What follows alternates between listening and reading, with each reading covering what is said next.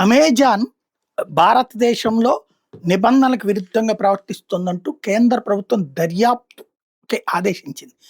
ఈ అంశానికి సంబంధించి చాడా శాస్త్రి గారికి సంబంధించిన ఒక కథనం చూద్దాం. భారతదేశంలో అమెజాన్ చేస్తున్న మోసాల మీద విచారణ జరుగుతున్నాయని మీకు తెలుసా? భారతదేశంలో అమెజాన్ మరియు ఫ్లిప్కార్ట్ మీద ప్రధానంగా 2 రకాల విచారణ జరుగుతున్నాయి.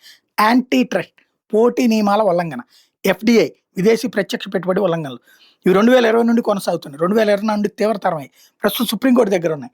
యాంటీ ట్రస్ట్ విచారణ CCI competition commission of India అనేది అక్రమ వ్యాపార పద్ధతుల మీద విచారణ చేసే సంస్థ. దీని ప్రకారం అమెజాన్ తన ప్లాట్ఫామ్లో కొంతమంది ప్రిఫర్డ్ సెల్లర్స్కి ప్రాధాన్యత ఇస్తూ వారి ప్రొడక్ట్ని సెర్చ్ రిజల్ట్స్లోకి పైకి తీసుకొస్తూ ధరలు, ఇన్వెంటరీ మరియు ప్రమోషన్ల మీద పూర్తి నియంత్రణ చూపుతోంది అన్నది ఆరోపణ. దీనివల్ల చిన్న అమ్మకందారులు మరియు అటువంటి వస్తువులు ఇతర పోటీదారులకు హాని కలిగిస్తుంది. అట్లాగే శాంసంగ్, వివో వంటి ఫోన్ కంపెనీలతో కలిసి కుట్రపూరిత ఎక్స్క్లూజివ్ లాంచ్ల్ని చేస్తోందని కూడా ఆరోపణలు ఉన్నాయి. CCI director general investigation DGI పూర్తి చేసి 2024 ఆగస్టులో 1000 పేజీల రిపోర్ట్ విడుదల చేసి అమెజాన్ దోషిగా తేల్చింది. దీనికి ప్రతిస్పందనగా సిసిఐ విచారణ ఆపమని అమెజాన్ మరియు ఆరోపణలు ఎదుర్కొన్న అమ్మకందారులు వివిధ కోర్టులో 24 కేసులు దాఖలు చేశారు. ఈ కేసుల్ని ఏకీకృతం చేసి విచారణ వేగవంతం చేయమని సిసిఐ సుప్రీంకోర్టు డిసెంబర్ 2024 కోరింది. విచారణ సుప్రీంకోర్టులో సాగుతూనే ఉంది. చిన్న వ్యాపారుల సంఘం సిఏఐటి అమెజాన్ ఆపరేషన్లు సస్పెండ్ చేయాలని డిమాండ్ చేశాయి.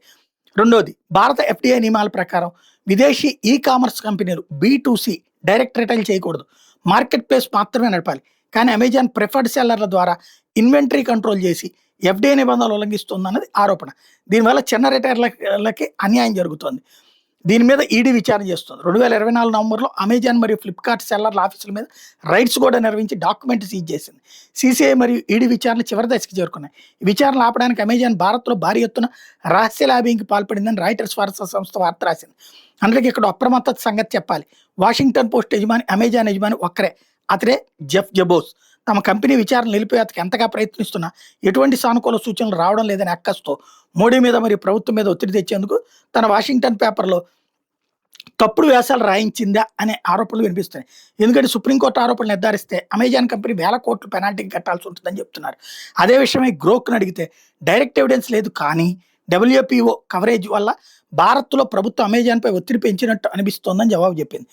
ఏమాలగుట్టు పెరుమాళకెక్క.